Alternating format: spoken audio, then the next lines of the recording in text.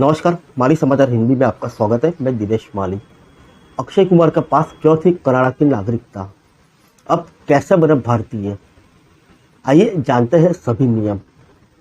स्वतंत्रता दिवस के खास मौके पर अभिनेता अक्षय कुमार ने अपने प्रशंसकों के लिए खुशखबरी दी।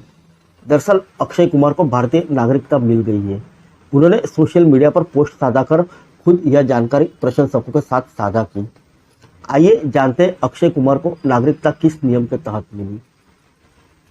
इससे पहले जानते हैं कि अभी क्या हुआ है। एक्टर अक्षय कुमार ने मंगलवार को सोशल मीडिया पोस्ट साझा कर जानकारी दी कि उन्हें भारतीय नागरिकता मिल गई है।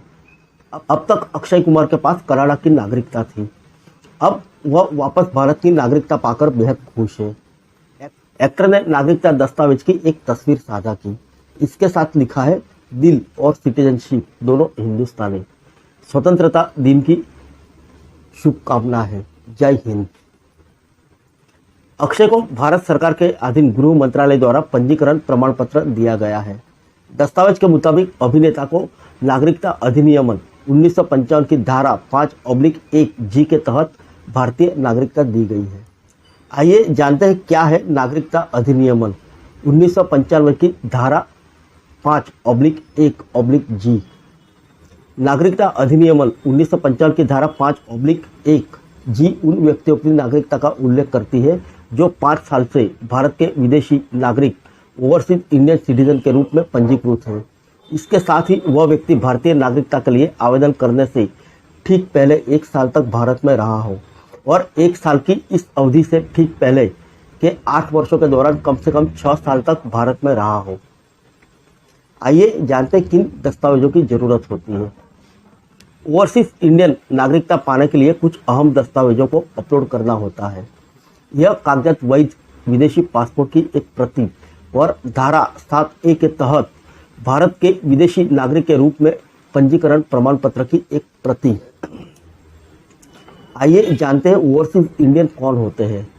देश की संसद ने साल 2003 में नागरिकता संशोधन विधेयक पारित कर विदेशों में बसे भारतीय मूल के लोगों को भारत की नागरिकता प्रदान करने का प्रावधान किया है। इसे ओवरसीज सिटीजनशिप ऑफ इंडिया का नाम दिया है। इसके अनुसार भारतीय मूल का कोई भी व्यक्ति जो संविधान लागू होने के बाद भारत या उसके किसी राज्य या क्षेत्र का नागरिक रहा हो, जिसने पाकिस्तान और बांग्लादेश के अलावा अन्य किसी देश की नागरिकता ग्रहण कर ली है, नागरिकता अधिनियमन 1955 के अधीन पंजीकरण करा सकता है यदि उसके देश में दोहरी नागरिकता का प्रावधान है। पंजीकरण कराने के बाद व्यक्ति 5 साल में से 1 साल भारत में रहना है और उसे भारत की नागरिकता मिल सकती है।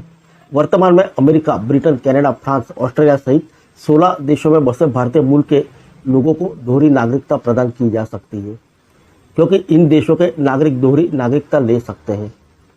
अक्षय कुमार ने क्यों ली थी कनाडा की नागरिकता, आइए जानते हैं। साल 2019 में अक्षय कुमार ने आखिरकार कनाडा का पासपोर्ट रद्द करवाने और भारतीय पासपोर्ट फिर से हासिल करने की प्रक्रिया शुरू कर दी थी। इस साल फरवरी में इंटरव्यू के दौरान अपनी नागरिकता पर बात करते हुए अक्षय कुमार ने कहा था कि मेरे लिए भारत सब कुछ है। मैंने जो कुछ भी हासिल किया है वो यहीं से किया है।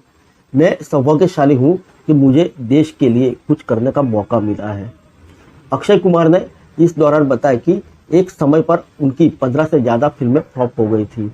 यही वो वजह थी जिसने उन्हें कनाडा की नागरिकता लेने के लिए प्रेरित किया था। उन्होंने कहा था कि मैंने सोचा था कि मेरी फिल्में नहीं चल रही और एक तो करना है। मैं वह काम के लिए गया था। मेरा दोस्त कनाडा में था, उसने कहा कि यहाँ आओ, जिसके बाद मैंने आवेदन कर दिया और मुझे नागरिकता मिल गई। मेरी बस 2 फिल्में रिलीज होनी बाकी थी। किस्मत से दोनों ही सुपरहिट हो गई। मेरे दोस्त ने कहा कि वापस जाओ और फिर से काम करना शुरू करो। इसके बाद मुझे काम मिलता चला गया। मैं भूल गया कि मेरे पास कनाडा का पासपोर्ट है। इस पासपोर्ट को बदलवाने का विचार कभी नहीं आया, लेकिन अब मैंने मेरा पासपोर्ट बदलवाने के लिए आवेदन कर दिया है। फिर मिलेंगे अगले बुलेटिन में अन्य किसी खबर के साथ।